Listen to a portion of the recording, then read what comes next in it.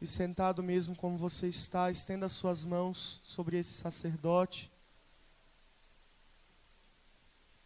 E reze no Espírito, pedindo a Ele que venha, boca de profeta, ao Padre Filipe.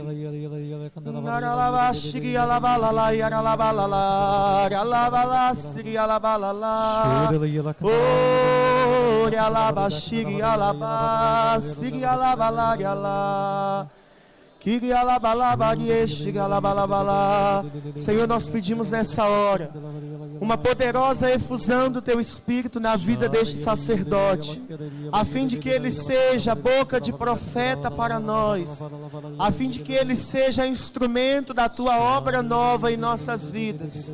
Senhor, que as palavras desse Padre saiam da boca dele como setas de fogo para o nosso coração, a fim de que nós sejamos reconstruídos pelo poder do Teu Espírito Santo.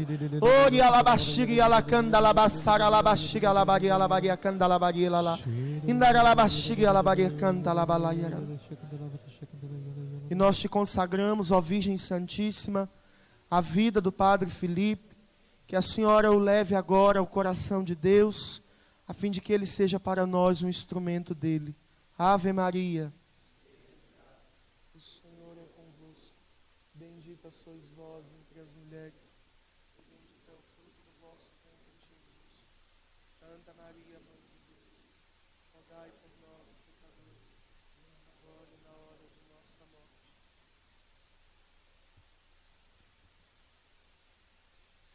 Bom dia. Primeiramente, dizer o quanto que estou comovido e feliz pela oportunidade de estar aqui com vocês na manhã de hoje. Renascem, ele tem uma marca muito especial na minha vida. Ao longo de 4 anos, ou melhor, ao longo de todo o seminário de Filosofia e Teologia, eu tive a oportunidade de dedicar um pouco da minha vocação ao serviço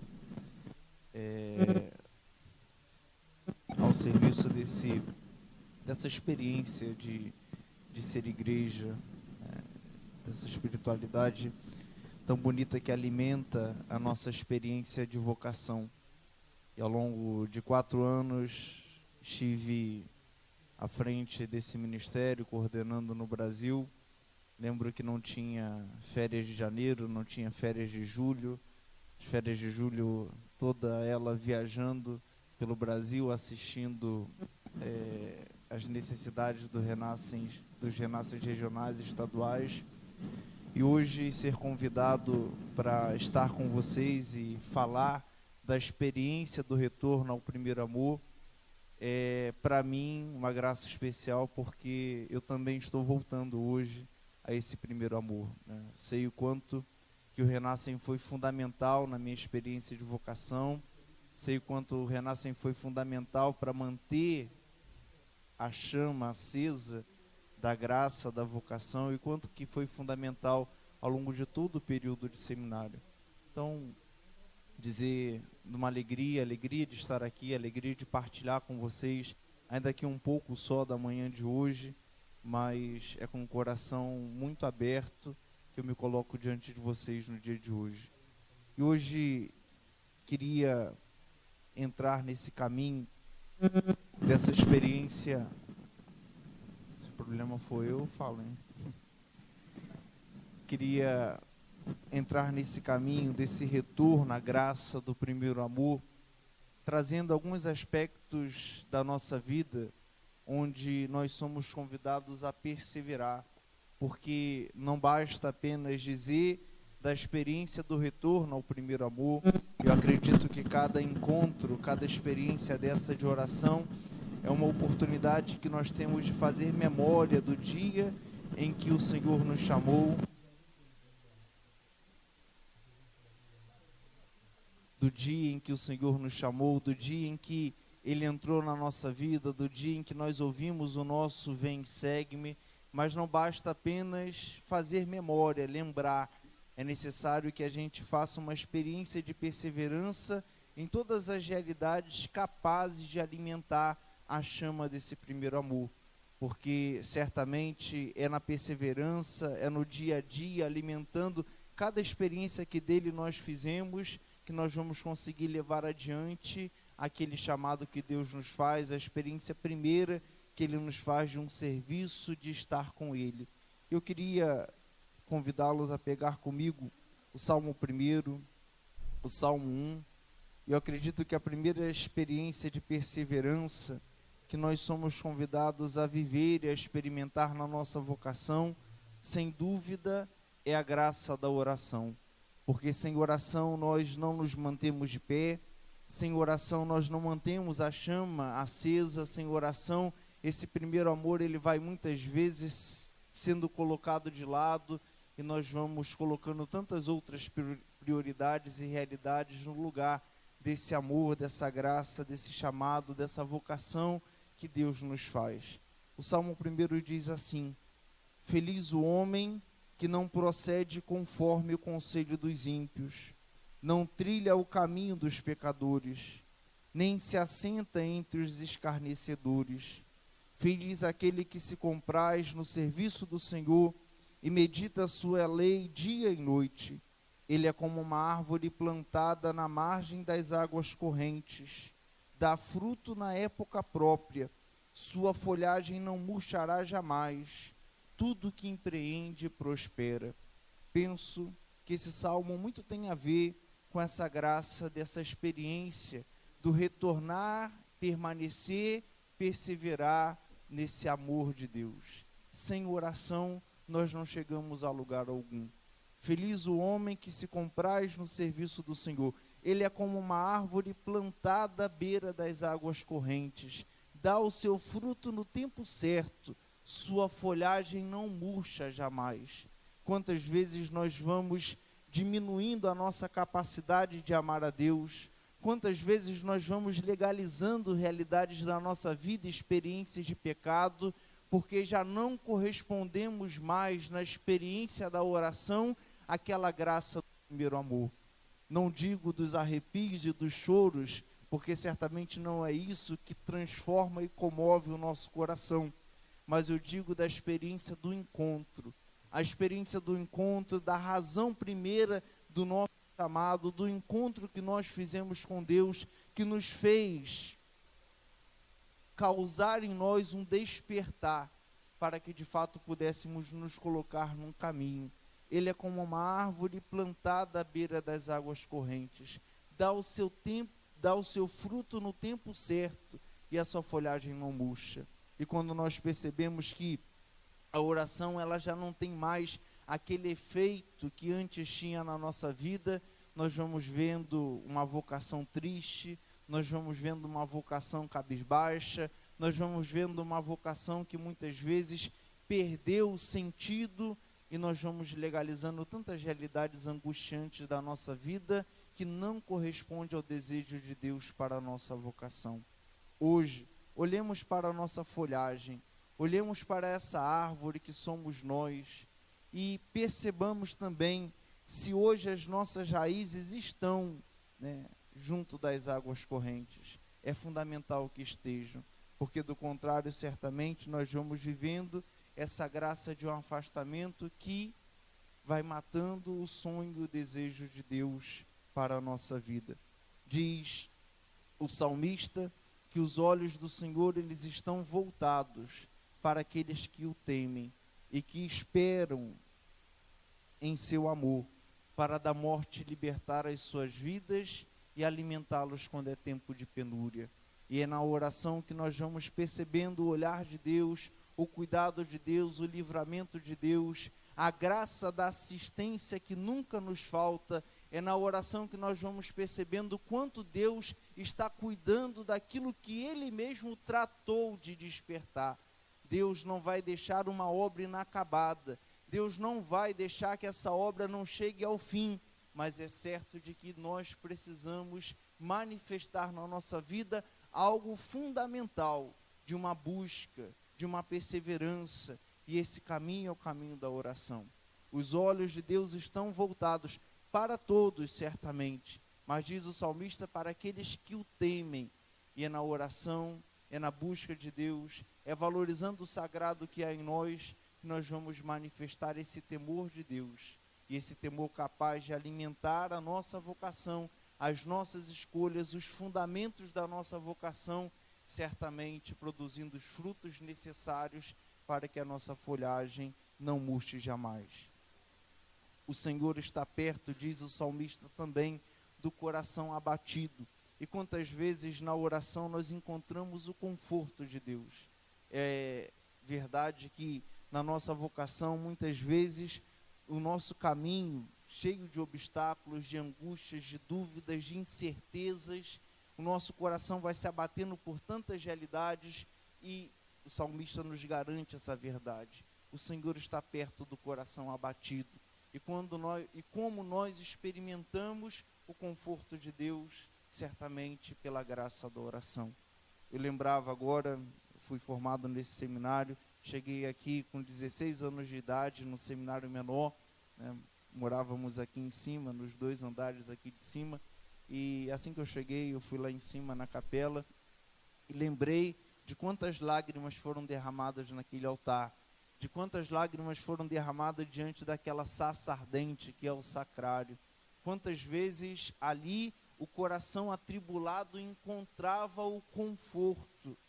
Queridos irmãos, nós não podemos, e é óbvio que isso é sabido de todos, nós não podemos descuidar da nossa experiência de oração, de comunhão com o Senhor, porque certamente isso vai ser fatal para a experiência do nosso primeiro amor, muitas vezes maculado pela nossa indiferença à graça do encontro com o Senhor que se dá na oração. Existe um outro lugar que, enquanto eu rezava, preparando esse momento com vocês, que Deus colocava no meu coração, essa experiência do voltar ao primeiro amor, do estar no primeiro amor. Existe um lugar que nós também precisamos perseverar para alimentar a graça do primeiro chamado e não confundir essa experiência como se fosse um descaso de Deus. Nós precisamos aprender a perseverar na cruz. O que é a cruz para a nossa vida? O que significa a cruz na nossa história? Muitos de nós podemos entendê-la como tragédia. Outros entendem a cruz como um sinal de derrota. Outros entendem a cruz como um escândalo. Às vezes até um descaso de Deus. Olhar para Jesus. A cruz talvez ela reserve a experiência de um amor que não se acaba. A cruz ela reserva para nós a experiência de um amor que não cessa jamais. No alto da cruz Jesus está salvando. No alto da cruz Jesus está perdoando. No alto da cruz Jesus está manifestando a graça da salvação. Pai, perdoe-lhes, não sabem o que fazem. Hoje mesmo estarás comigo no paraíso. A cruz para Jesus não é um sinal de descaso do Pai. A cruz ainda é o lugar do encontro com o amor. E nós precisamos hoje também entender a perspectiva da cruz na nossa caminhada vocacional. E eu diria que a cruz é um êxodo de si mesmo. Dentro de nós, queridos irmãos, há um imperativo que nos faz fugir da cruz, nos faz fugir de toda a realidade que parece contrariar aquilo que nós desejamos como perspectiva para a nossa vida, porque facilmente nós confundimos duas realidades que são distintas. Uma coisa nós entendemos que é o prazer, outra coisa nós entendemos o que é a felicidade. São duas realidades distintas. E muitos de nós, porque não experimentamos a realidade do prazer, pensamos muitas vezes que não conseguimos encontrar em realidades angustiantes, onde precisamos arrumar a cruz nos nossos ombros, a felicidade na cruz, a felicidade na renúncia, a felicidade numa consagração, a felicidade numa entrega, numa abnegação de si, a felicidade sim, numa realidade de consagração, de entrega, de renúncia, que muitas vezes na nossa caminhada de vocação nós não conseguimos fazer de modo completo. Muitas vezes nós reservamos sempre algo para a gente. Nós sempre queremos separar algo que nós não conseguimos nos dar por inteiro. É isso que a igreja nos pede. Mas por que não fazer o caminho desse jeito? Muitas vezes nós vamos legalizando realidades na nossa vida que nos impede sermos todo dele na experiência da cruz, para centrar a própria existência também somente em Deus. É preciso, queridos irmãos, no nosso caminho vocacional, superar os próprios pensamentos e modos de agir que não estejam em conformidade com a vontade de Deus. E nós não devemos ter medo, porque Deus nunca nos abandona. Nós não devemos ter medo de nos entregar, de nos consagrar, de irmos para a cruz, de assumirmos a perspectiva de uma renúncia, de uma entrega total, sem reservas, porque Deus nunca nos abandona. Deus é providente. Deus é providente em todas as coisas.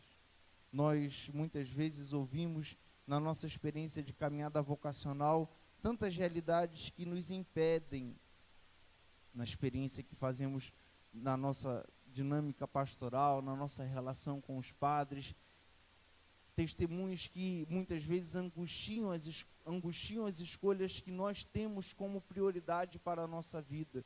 Não tenhamos medo de sermos todos de Deus. Não tenhamos medo de perseverar na graça da renúncia, porque certamente Deus não nos faltará nunca diante da nossa consagração e da nossa entrega. Uma terceira realidade que eu penso, uma perspectiva de perseverança para mantermos viva a chama do amor, do primeiro amor, do despertar, do encontro de Deus, é a perseverança na nossa experiência de fé e de esperança.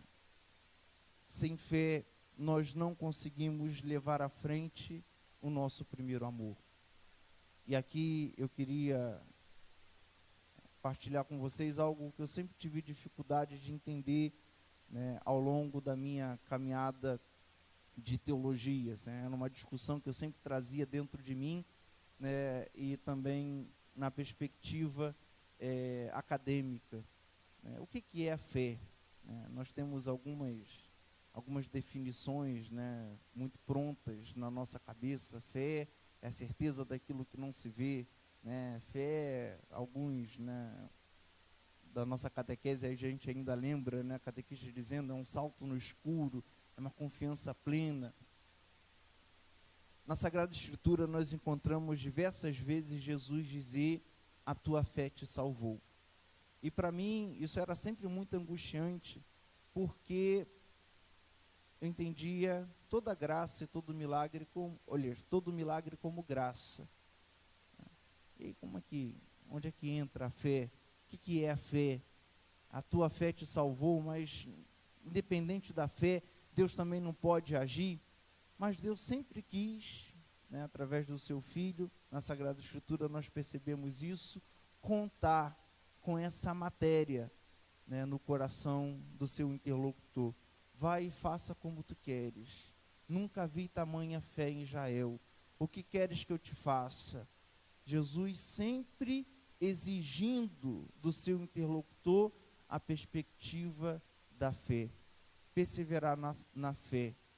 Queridos, a nossa vida, a nossa fé, ela tem sido dia a dia colocada à prova. Dia a dia, a nossa fé, ela é colocada à prova. Com nossos atos, muitas vezes, nós somos provados na nossa fidelidade e no nosso amor a Deus.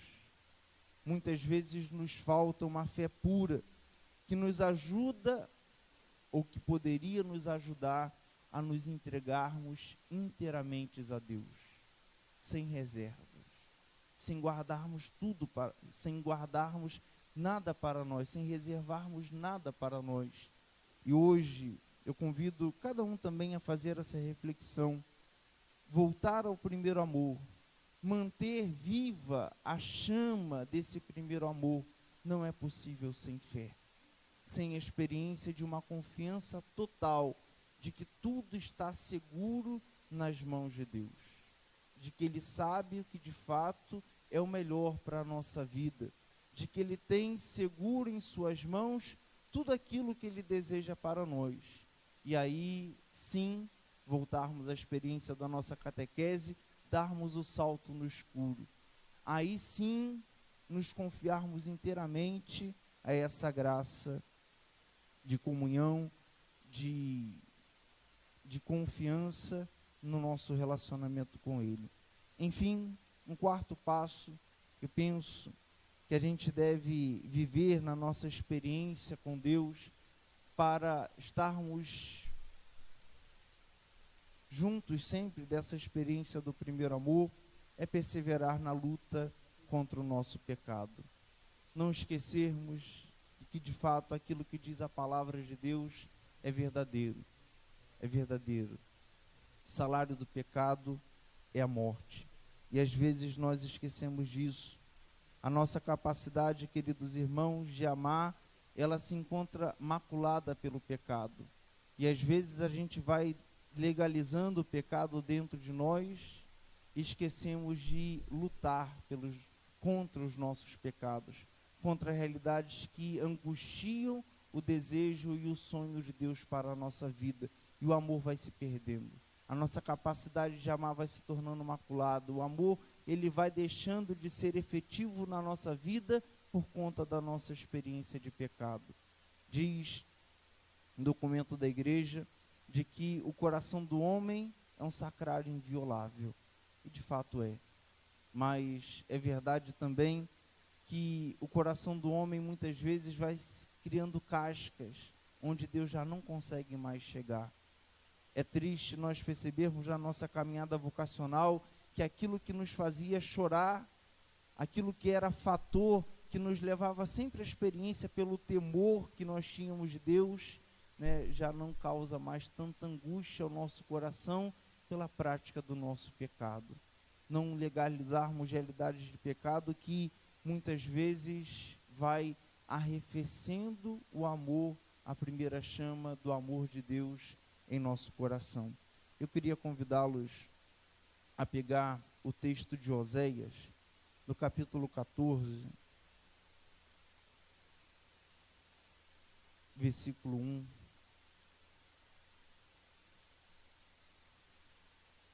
Recentemente nós meditamos esse trecho na nossa liturgia.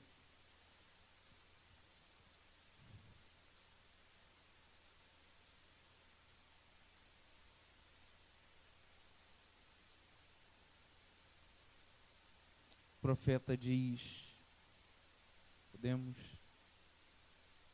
Oséias capítulo 14, versículo 1.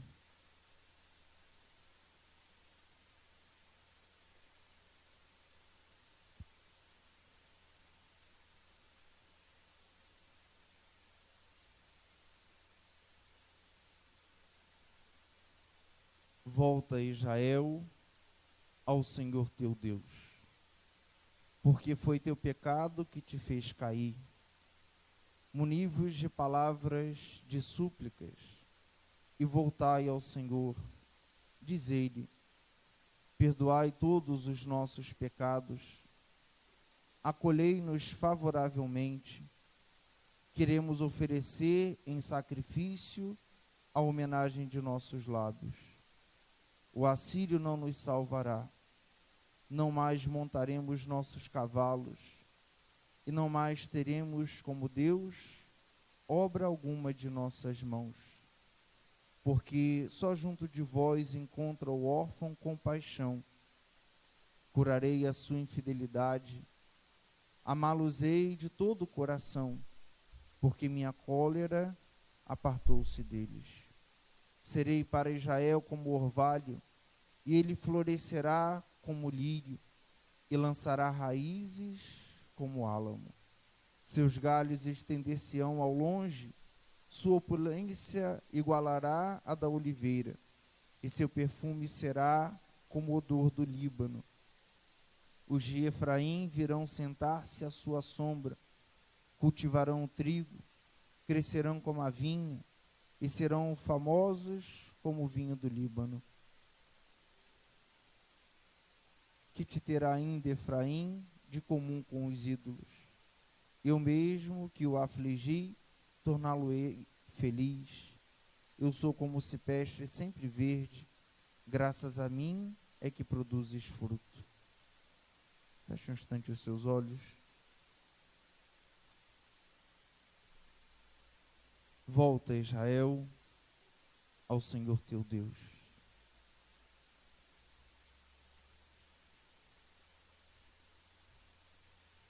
Permita-me dizer nesse momento algo que gravado ficou em meu coração desde criança, quando eu ouvia minha catequista dizer: todas as vezes que você encontrar essa palavra Israel na Sagrada Escritura, você pode trocar pelo seu nome.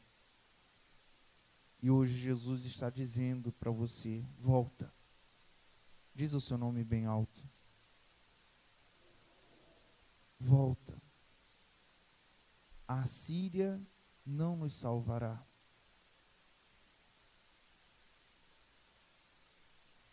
Quantos de nós muitas vezes fazemos planos, projetos em cima de pecado? A Assíria não nos salvará. Não mais montaremos nossos cavalos, não mais teremos como deuses obra alguma de nossas mãos. O Deus que nos chamou, queridos irmãos, que levar a termo uma bela história que tem para cada um de nós. Ideais que alimentamos no início da nossa caminhada de fé. Volta. Volta a essa experiência. Volta àquele primeiro encontro, aquele primeiro despertar. Volta àquele ardor inicial. Volta àquele temor inicial. Volta. Aquilo que Deus tem preparado para nós, queridos irmãos, certamente é muito maior do que o que podemos planejar, preparar, sonhar com o nosso coração muitas vezes maculado pelo pecado.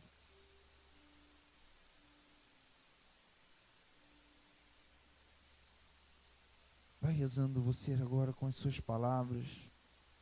Ó Senhor, ensina-nos, ajuda-nos na manhã de hoje a reencontrar a fortaleza que é um dom do Teu Espírito dentro do meu coração, para que eu possa olhar somente a Ti, voltar o meu olhar somente a Ti, sonhar os Teus sonhos e não mais os meus, olhar para a graça da santidade como um propósito de vida. Ajuda-me, Senhor. Ajuda-me, Senhor.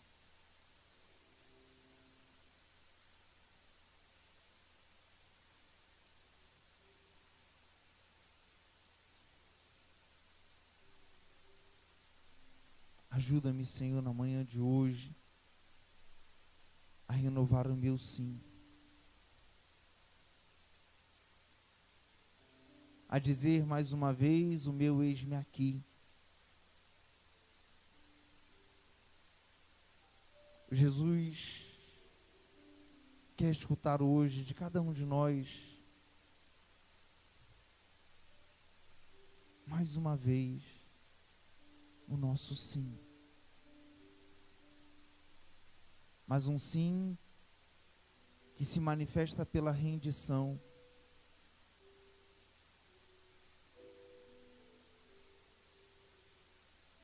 Deus hoje renova o chamado que um dia fez a cada um de nós, perguntando: a quem eu enviarei? Um dia nós dissemos: eis-me aqui. E hoje, mais uma vez, você é convidado a se render a um sonho que não é seu, um propósito que não é seu, uma história onde Ele é o protagonista principal e nós somos instrumentos, canais de graça. Eis-me aqui. Eis-me aqui, Senhor, eis aqui a minha vida, eis aqui o meu coração rendido.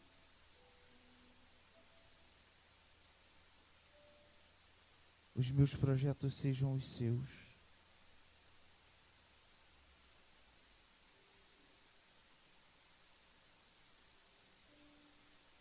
Queria ainda partilhar com vocês 4 marcas que eu acredito fundamentais para alimentarmos a chama de um amor. Eu chamaria de 4 marcas da fidelidade para a nossa caminhada vocacional. A primeira seria uma busca e um desejo contínuo por ser de Deus.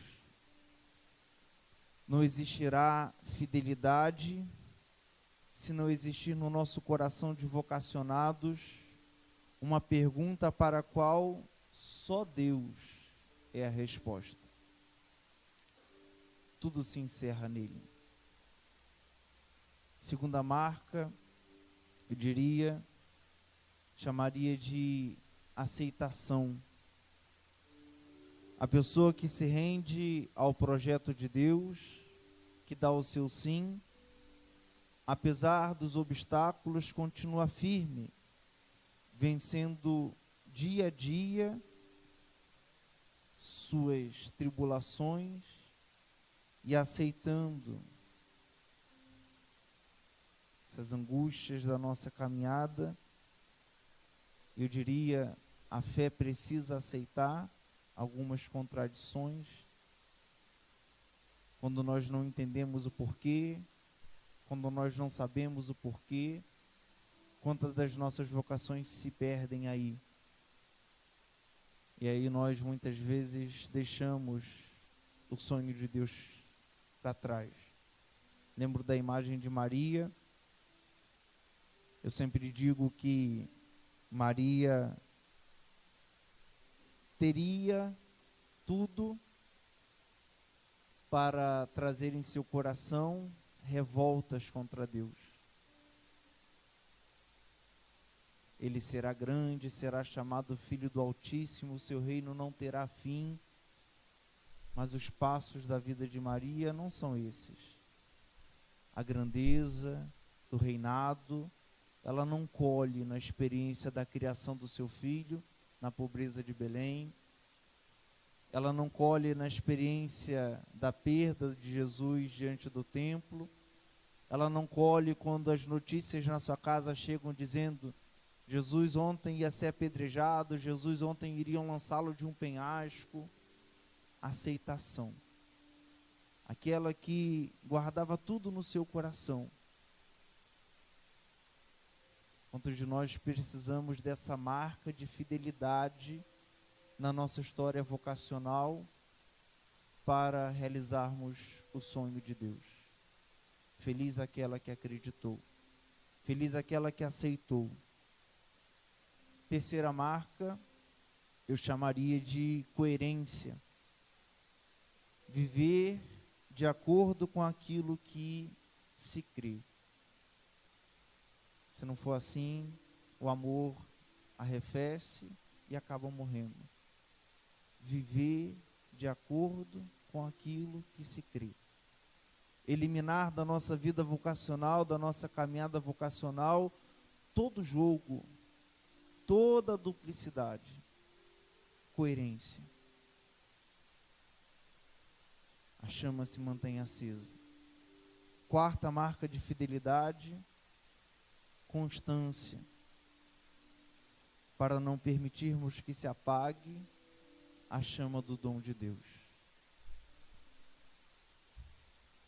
O homem fiel e prudente, que tem as suas raízes junto das águas correntes.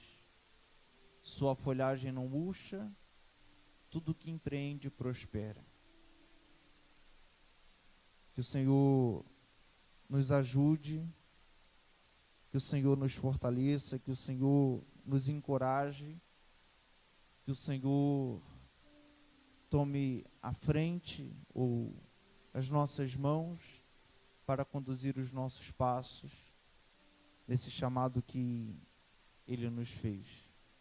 A experiência do primeiro amor, da graça, do chamado de Deus possa ser para nós a força pulsante para nunca deixarmos de sonhar os sonhos que Deus tem para a nossa história. Vou ficar de pé.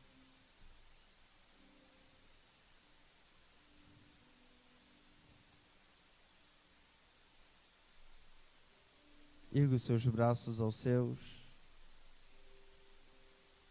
E a primeira oração que eu te convido a fazer agora é de agradecimento. Obrigado, Senhor, pelo chamado que me fizeste. Obrigado, Senhor, porque nem mesmo os limites que trazemos em nosso coração foram empecilhos para que o Senhor olhasse para nós. Obrigado, Senhor, porque na Tua misericórdia nós entendemos que o Senhor não nos trata, como diz o salmista, como exigem as nossas faltas. O Senhor não nos pune em proporção das nossas culpas. Obrigado, Senhor, porque o Teu olhar de misericórdia se renova sobre a nossa vida, sobre a nossa vocação. Obrigado, Senhor, porque a Tua mão se torna sempre estendida para nos colocar de pé diante das nossas aflições, das nossas dores, das nossas angústias. Obrigado, Senhor, porque o Teu amor é infinito. Obrigado, Senhor.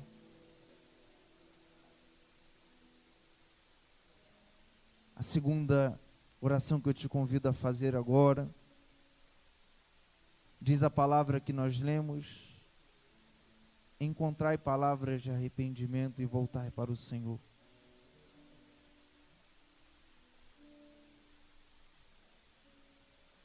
Eu te convido a fazer isso agora. Olha para a sua história. Certamente, em algumas realidades da sua vida, você fraquejou. Encontrai palavras de arrependimento. Estenda seus braços aos céus e diz: Senhor, eis-me aqui mais uma vez. Acolhe-me com a Tua misericórdia. Põe azeite nas feridas que as minhas más escolhas fizeram. Derrama um bálsamo de cura, Senhor, sobre essas feridas que hoje trago em meu coração, em minha mente.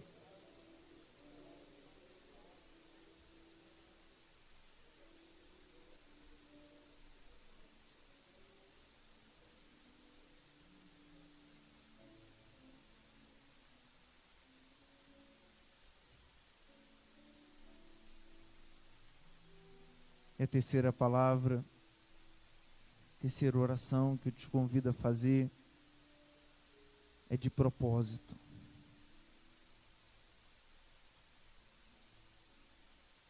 Como nós sabemos que os propósitos são importantes, é compromisso. E nós não temos dúvida do quanto Deus é comprometido com a nossa vida e a nossa vocação. Sustenta, alimenta, fortalece. E agora eu te convido a elevar sua voz e fazer o seu propósito.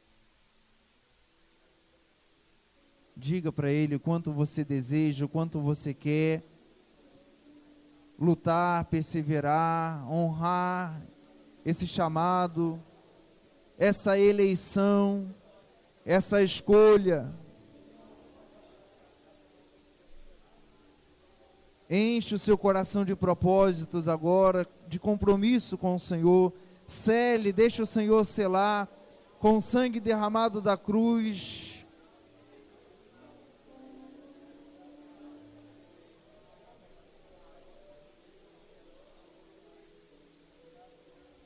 O seu eis-me aqui, o seu fiat.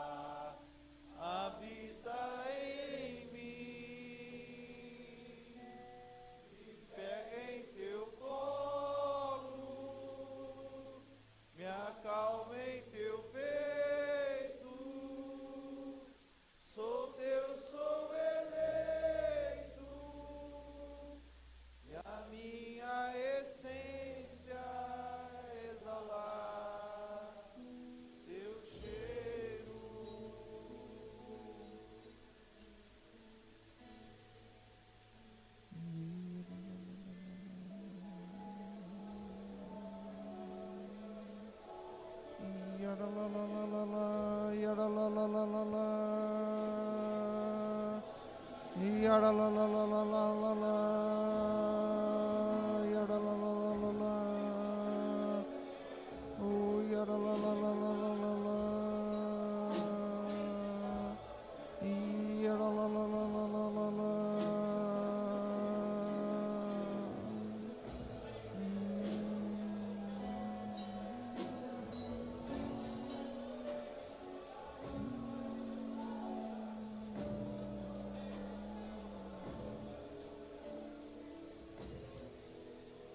Faça esse gesto de rendição.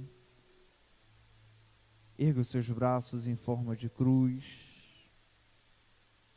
E cante ao Senhor: me pega em teu colo, me acalma em teu peito, sou teu, sou eleito. Entregue-se ao Senhor. Ele reaviva em nós hoje a chama do nosso primeiro amor. Ele fortalece os nossos passos cansados. Cante, consagre-se.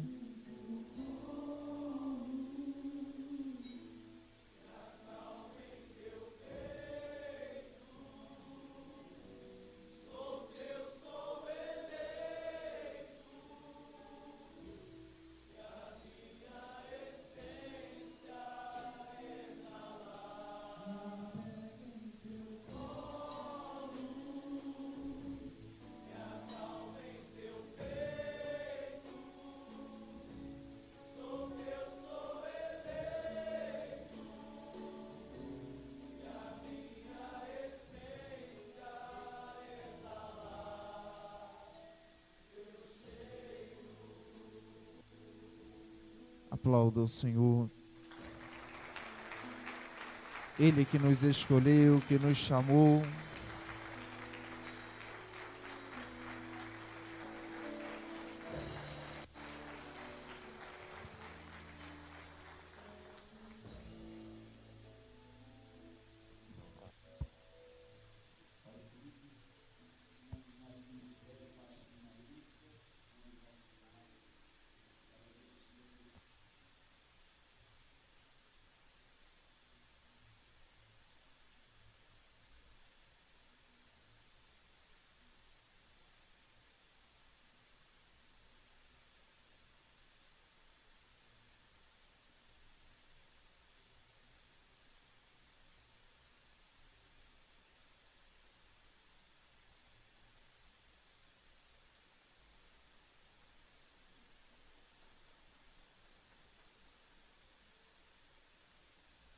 Amém. E dizer a ele, né, Tiago, que a casa é do Senhor, né? O ministério é do Senhor. Muito bom vê-lo conosco, tê-lo conosco de verdade. A gente precisa do Senhor estar junto, tá bom? Volta mais vezes, o Renasce te pertence também.